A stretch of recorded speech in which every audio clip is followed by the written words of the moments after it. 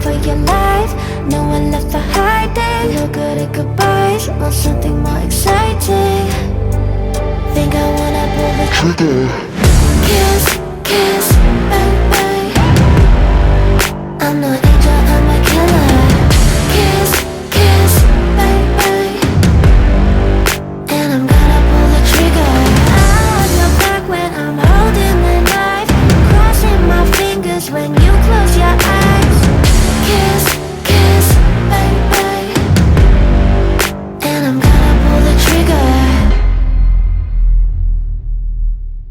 Hi, my name is Faruk, and today we are checking out iPhone 17e. This is my first impressions video, and soon I'm gonna release my in-depth review about this product as well. This iPhone 17e is the successor of iPhone 16e, which at some point this was the fourth best-selling smartphone in the world in Q3 of 2025 and the 10th most sold smartphone in 2025, right after Samsung Galaxy S25. Now Apple took this phone and added some things we really wanted and didn't add some things we really wanted. For example, now iPhone 17e has MagSafe.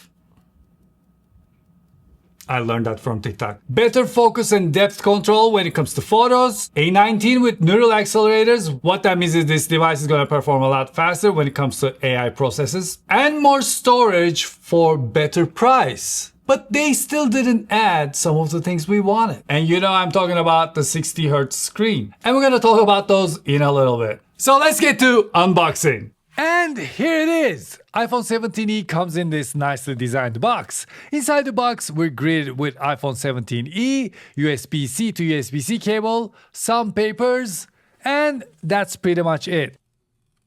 Just like iPhone 16e, iPhone 17e has a design that reminds me of one of my favorite iPhone 4. iPhone 17e comes in three colors: white, soft pink, and this one, black.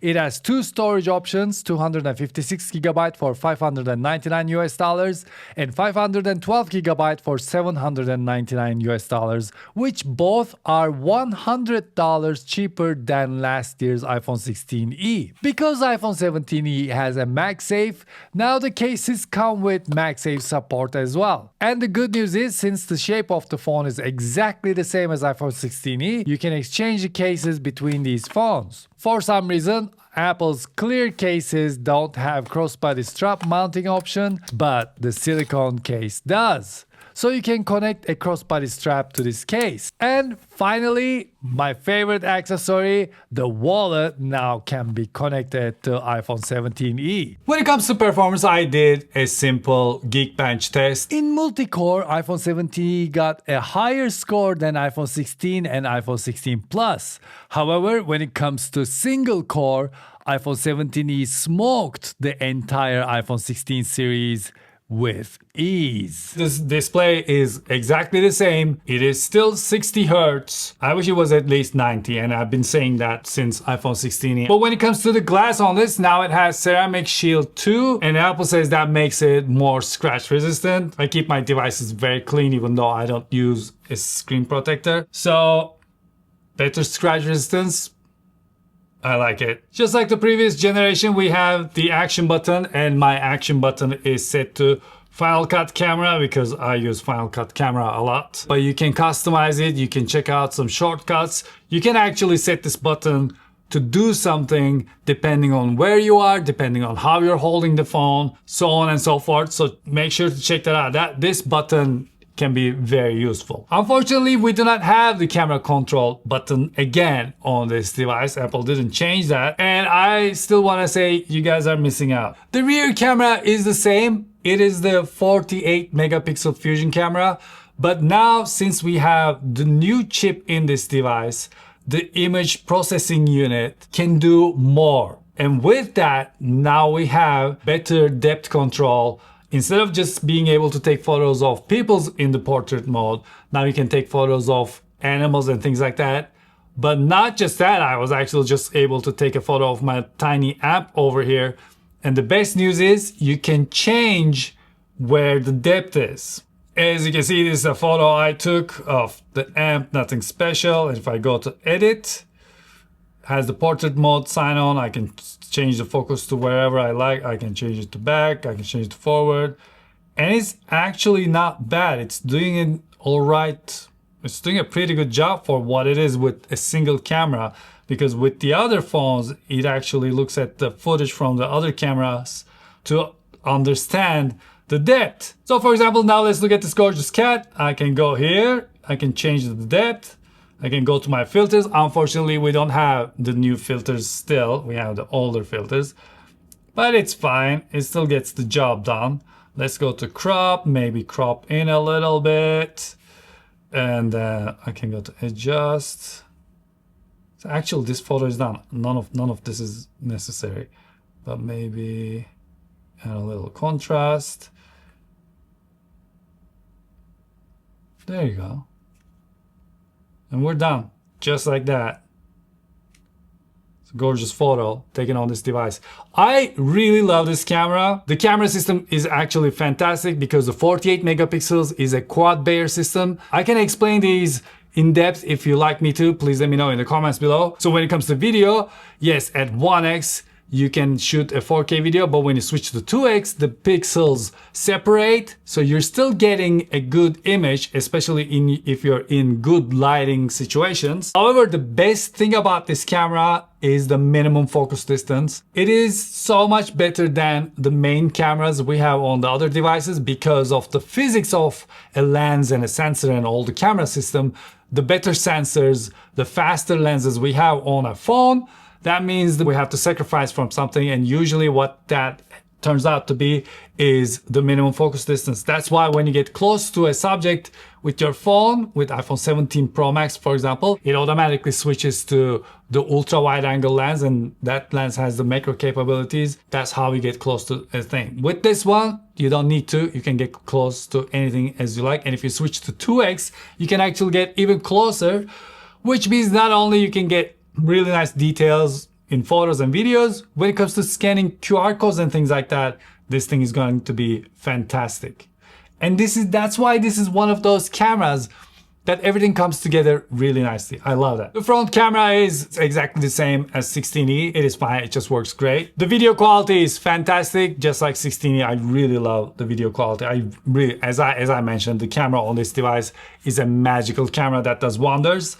And this is no exception, and with better ISP, image signal processing, now it's even better than before. Well, now it is time for science. If you have watched my iPhone 16e video, you probably know what this is. Yes, it's that time.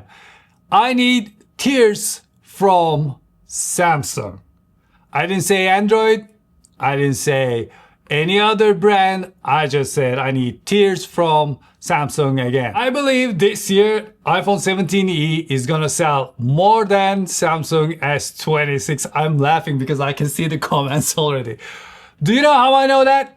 I know that because 3 days after iPhone 17e was released, the video on YouTube had 10 million views. Meanwhile, Samsung S26 introduction video, which was out for 7 days, only had 2.4 million views. Come on. Yes. Give me those tears. Give me those tears. Come on. Thank you, Samsung. Thanks so much. When iPhone 16e came out, I had a feeling that the oleophobic coating on that device was not as slippery as the other iPhone 16 series phones. So I did a test and I was able to show you that how the water droplets weren't sliding down.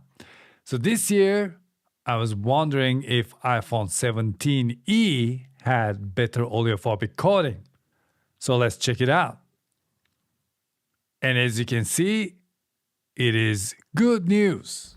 Instead of C1, this device has C1X modem in it, but right now I didn't have time to test it to see if it's any better, but C1 was better than my iPhone 16 Pro Max. This is not 16 Pro Max. I'm gonna do these tests, and when I release my in-depth review, you can see what's going on over there. USB-C port is USB 2.0, and just like the previous generation, we didn't get the ultra-wide band chip in this device. Ultra wideband chip allows you to find your AirTags and things like that, other phones or friends, while it's showing a direction on the screen. This doesn't do that. It just opens up in the maps. Let's talk about MagSafe that is on this device now. As you can see, our cases have the MagSafe too, which also means you can, if you have iPhone 16e, you can just put on this new 17e case and have more or less a little bit like MagSafe, at least to mount to your car and stuff like that. MagSafe on this device allows 15-watt charging, and if you're a gamer, now you can mount your cooler, you can now mount your wallet. We needed this, and I'm so happy that it's here. When it comes to this clear case, the clear case doesn't have the connection to crossbody strap, but this case does, which is interesting. It's the same thing with iPhone 17 as well. Why don't we have a little hole here for the crossbody strap? I want to use the crossbody strap. It's a really nice accessory. While I was in Japan, I was seeing everyone using these with their phones, and I think it's getting more and more common around here. Well, thanks so much for watching this video. I'm really curious about what you think about iPhone 17e. What do you think is going to happen? Do you think this device is going to sell like iPhone 16e? What is going to happen? Let me know in the comment section below, and until I see you the next time, take really good care of yourselves, and hoşça kalın.